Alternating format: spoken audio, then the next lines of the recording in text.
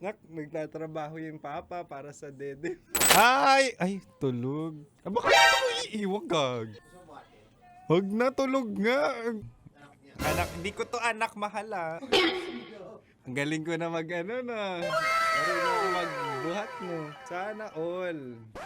Sana all. Hindi pa tayo mag-aanak. Hindi akin to. Hindi, if ever magkaroon man, at least marunong ka pa maghele. O naman. Praktisado. O diba? 11K per hour. Asan na ba yung nanay nito? Asan na yung nanay?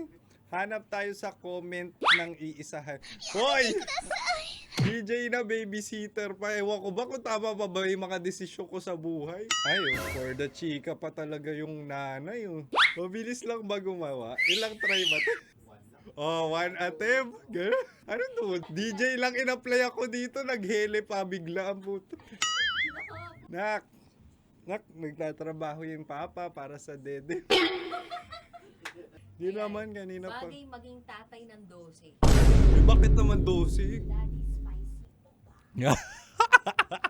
Ay, Enzo namin Sarap manood ng radyo, no? Ginawa mo na talagang bisyo ang panonood sa amin, no? Umabot ka na rito eh. Huy!